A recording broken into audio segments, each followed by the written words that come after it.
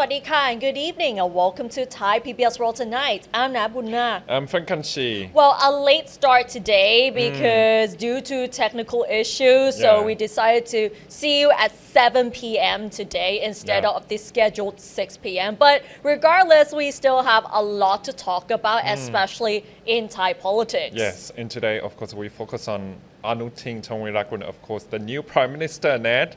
Exactly. And he recently delivered a major campaign speech in Sisakhet province, and that particular province is among the border provinces with Cambodia.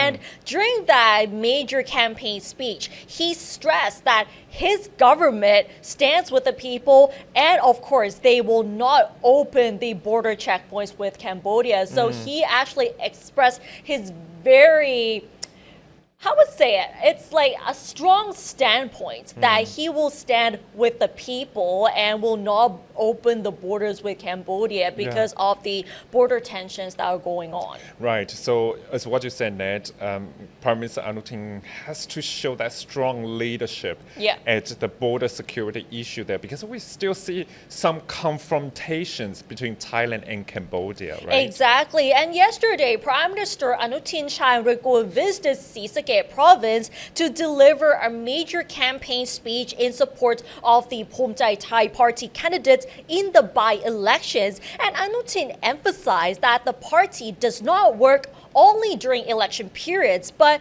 the party is always committed to standing by the people. And at one point, he asked his supporters who came during the rally yesterday whether they wanted the border checkpoints to be reopened or to remain closed. So many of the people who came to that rally said that they did not want the government to reopen the border checkpoints. And if that answer is not to reopen the border checkpoints, Anutin said that since people nationwide do not want the borders to reopen, then who would dare to open them to begin with? So that's a very interesting statement that came from Prime Minister Anutin. And he also declared that he is the Prime Minister of the Thai people and not of neighboring countries. He also mentioned that while he values the friendship between Thailand and Cambodia, but if they are forced to choose, he would put Thailand and its people first. So that is a very strong statement by Prime Minister Anutin. And we have to say that this is completely different to previous governments as well. Right, because as what we said, Ned, we still see the confrontations between Thailand and Cambodia. And right now, of course, Thailand's side, we still have to keep the security issue at the utmost priority right now. And this is the ultimatum that I think, of course, both countries, Thailand, Cambodia, we still want peace. We still want border trade to boost our economy for both sides. But now, Prime Minister Anutin already said that we still need to listen to Thai people first. Yes, but even though the reopening of border checkpoints is like a dilemma, so it's a tough decision for any leader to choose. But Prime Minister Anutin has decided to choose the people first. And at the same time, Deputy Prime Minister Sopon Saram also took the stage yesterday to criticize the previous government, particularly the Pheu Thai party,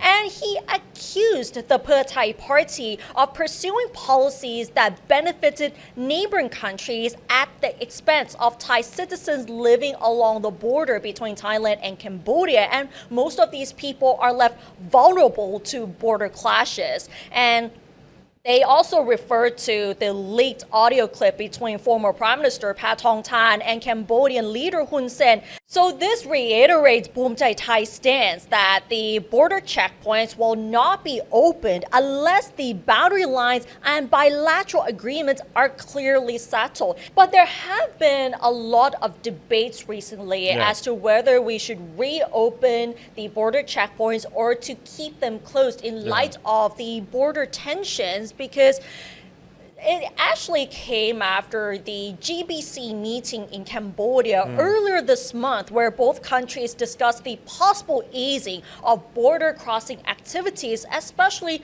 for the transportation of goods between the two countries. So there are both sides to this, whether it's to reopen them to resume the border trade or to keep them closed for national security reasons. So we see both sides of the argument. Those who actually support the resumption of border trade is the Thai Chamber of Commerce, who actually welcomes the idea and supports the possible easing of restrictions on certain border crossings with Cambodia, as they believe that it will help mitigate the impact on the border trade and further international trade as well.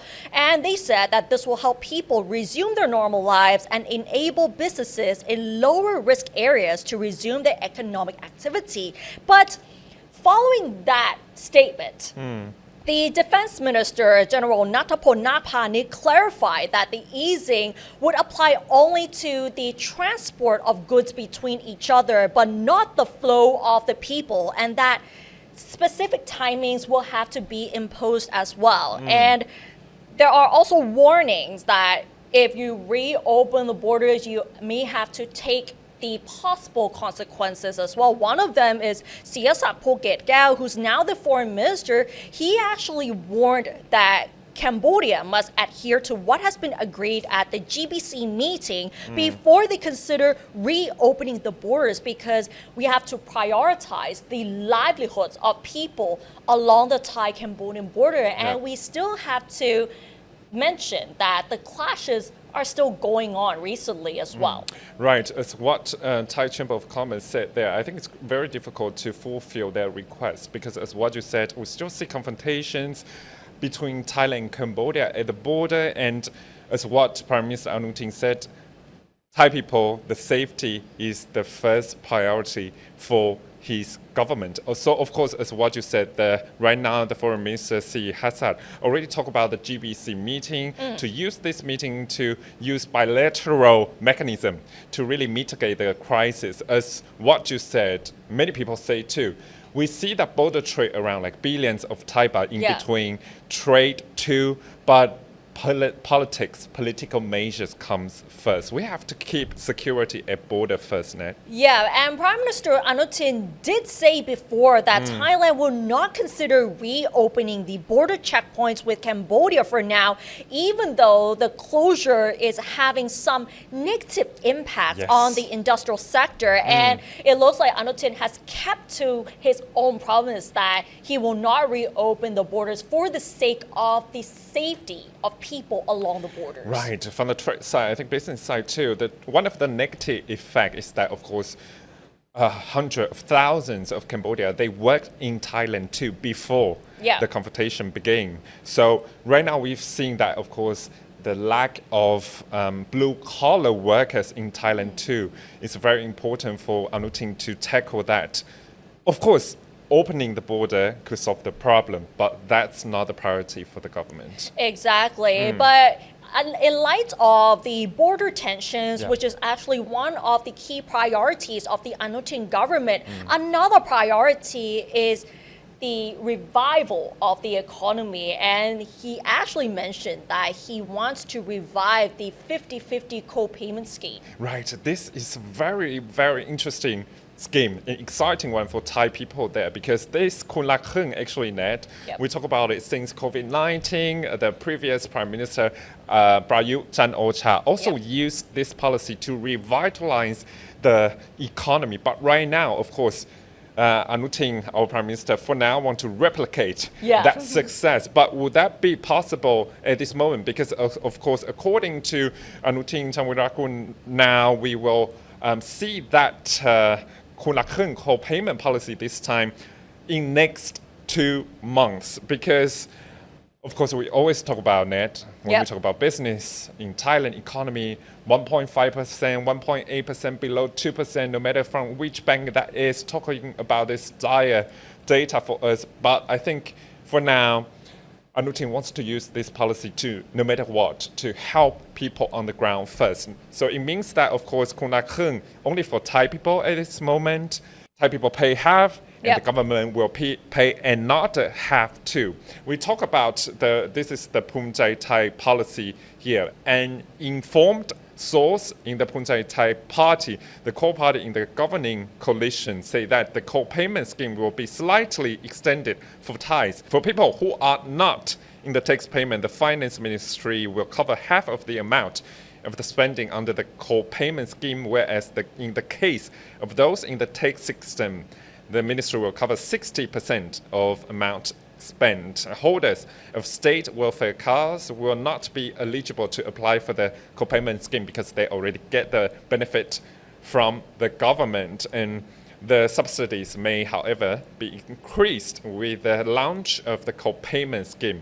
Funding required for the co-payment scheme is estimated at over 25 billion baht for about 25 million people. The amount to be allocated for each person may also be less than the 3,000 baht offered by the original scheme operated during Prayut Chan-o-cha administration. So I understand that, of course, because of the government expenditure, the budget right now, maybe this time they wouldn't pay much as Prayut Chan-o-cha government did. But this time, this is a very good policy in a way to revitalize the economy, as in people still getting so much stressed. Yeah. So hard to making ends meet. So this can really help. And even though it's just a short-term stimulus measure, at least it will ease the financial burden for those, especially those low-income earners, because they have to make ends meet. Right, but Ned, I think this Wednesday, this week, is very important for us, for media and people on the ground to see the policy statement from the government. Actually, the cabinet will be sworn in this week, but the policy statement is scheduled for either the end of this week or next week. So we'll have to wait and see what will be mentioned in Anutin's policy statement. Yeah, but it will get clear what kind of policies and direction we will get this week too. And just in 4 months, that would be very challenging, whether it's economic challenges, border tensions, and many other things that the Anutin government has to address. Only 4 months. So many challenges for him and for the cabinet too. Exactly. And now let's turn to this story. In Bangkok, there are a lot of marathons being held here and there, as well as other provinces as well. But if you're a runner or a marathon enthusiast, you might need to be aware, because there have been cases where a runner experienced sudden heart failure and died after almost reaching the last stretch of the marathon. And this incident took place in Nakhon Phanom province. A 45-year-old runner collapsed as she was participating in a mini marathon being held in Thailand's northeastern province of Nakhon Phanom on Sunday. Unfortunately, she subsequently died at the hospital, and the victim was a nurse at a hospital in Sakon Nakhon, and she went with a group of colleagues for a 20-kilometer mini marathon along the banks of the Mekong River. And after having covered a distance of about 18 kilometers, she just collapsed. So she fell during the last stretch of the mini marathon. So she was that close to reaching the finish line. But then the emergency medical technicians from Nakhon Phanom Hospital immediately rushed to the scene and administered CPR while rushing her to the hospital in an ambulance. And doctors at the hospital said that she had died of suspected sudden heart failure. And the victim's husband, who's a police officer, told reporters that his late wife had suffered from a thyroid condition and might not have had enough sleep the night before the actual mini marathon. And the deputy governor said that event organizers had arranged a medical team to look after the runners, adding that for similar events in the future, the organizers should be more stringent in checking the health of each of the runners. And this is a very unfortunate incident because no one ever thought that someone would die from running in a mini marathon. But then these cases do happen, especially when your health is not ready to take these competitions. Yeah, I remember last time I joined marathon, but of course I didn't run for 42 kilometers, only just 10. But I went to Cambodia in Siem Reap. So that marathon started at 5 a.m. in the morning. So sometimes you understand your adrenaline, put it in your system, and you think that, okay, tomorrow 3 a.m. I have to wake up, but actually you didn't sleep well. And sometimes you get really excited or even anxious about waking up so early in the morning to participate in a marathon. Yeah, so I understand that, with dehydration, with a lot of stress, excitement, when I ran to the 10-kilometer goal, I felt uneasy at a point. So I understand that kind of stress, excitement really woke you up. You cannot sleep well. I mean, this case too, maybe it's because she didn't sleep well, she had health conditions, she dehydrated during that time because mini marathon for 21 kilometers is quite long too for a human being. So that's why if you join a marathon, you have to monitor your health.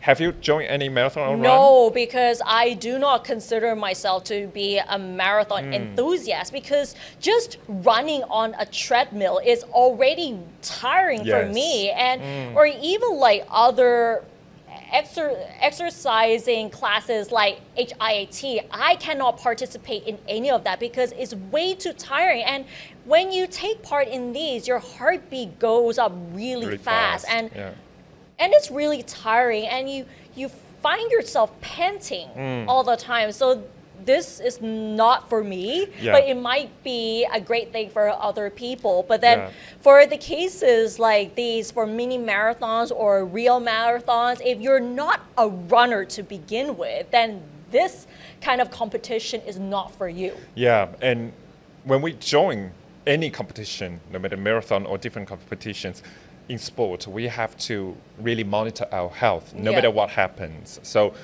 to be alert sometimes could be like really good for us in a way. Yes, and if you're going to participate in these kind of marathons, you need specific training. It's not just any kind of training, not just hitting the gym and exercising a lot more. You need specific preparation in order to prepare yourself for marathons like these, because you have to run like almost non-stop. Yeah, and also we have to look at the weather condition too. Maybe that day PM 2.5 is very high, or any kind of weather condition could really affect our health too. Exactly, and the Disease Control Department actually mentioned that fatalities among marathon runners actually occur, especially during the final stretch of a marathon. And this would normally happen, especially among runners who have underlying diseases or have not taken medication in a regular manner to treat their underlying diseases. And there are a few reasons why runners may faint in the final stretch of marathons, and that also includes dehydration, taking heart rate suppressing medication, inadequate training, or even overexertion.